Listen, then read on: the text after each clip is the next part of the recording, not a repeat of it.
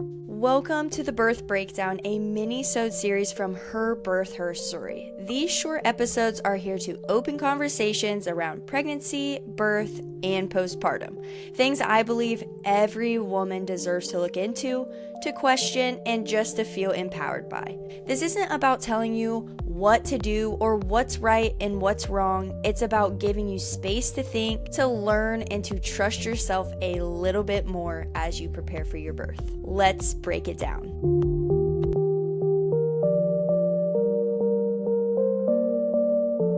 On today's episode, we're going to be talking about the moment everybody waits for, which is pushing and meeting your baby.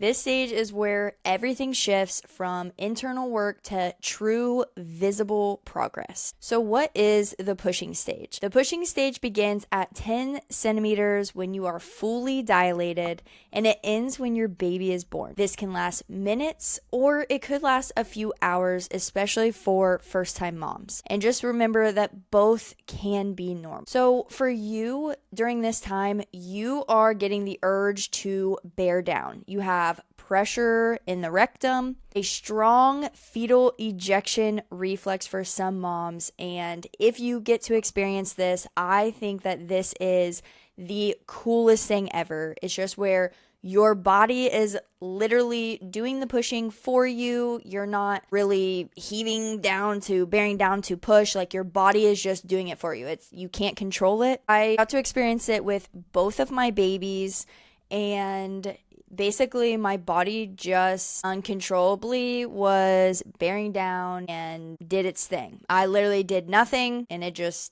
happened, especially with my second at home, and it's just a really cool experience. For the baby, your baby's continuing to rotate through the pelvis, and this is where crowning starts. So the head is getting ready to be born, and your baby is navigating the tightest part of this journey. In the medical setting, pushing often involves direct pushing, being told when and how to push, lying on your back, time limits in some hospitals, but just remember that these are policies and not always necessities. That's why I always go back and say having a birth plan and having people on your team that can advocate for you and stick up for you during this time is crucial, because when you are at this point in labor, it is a lot harder to advocate for yourself. So having those people to do it for you is crucial. And just remember that even if you have an epidural, you can still do certain position changes as well so that you don't have to push on your back, which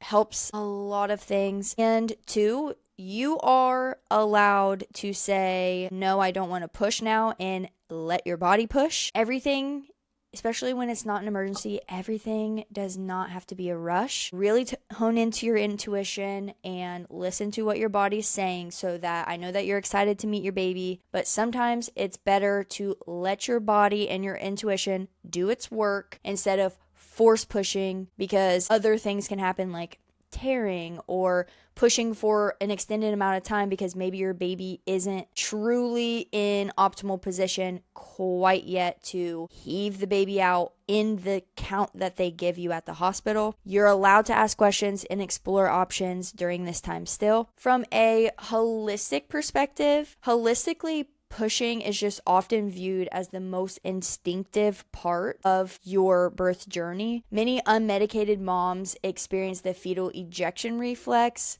where the body just is pushing involuntary, which I talked about earlier. Some key positions that a lot of times moms are going to be pushing from that best support are squatting, using a birth stool, hands and knees, side lying, and upright positions. Gravity can really be your friend here. Some key things that I want my first-time moms to know is that longer pushing doesn't always mean failure. And just don't get freaked out, because you might have a very big contraction that made you want to push, and then all of a sudden your body takes a break for a couple of minutes. You might experience this rest, but just know this is normal. Your body is getting a break for a second to rest so that you have the energy to push your baby out. You do not have to rush. I feel like in the hospital setting, everybody is just trying to hurry up, push 1, 2, 3, 4, 5, 6, 7, 8, 9, 10. Good. Push as hard as you can. That's fine if that's what you want, but just know that there is no rush. So the ring of fire is real. And I just want to be honest with you that a lot of moms say that this is the absolute worst part.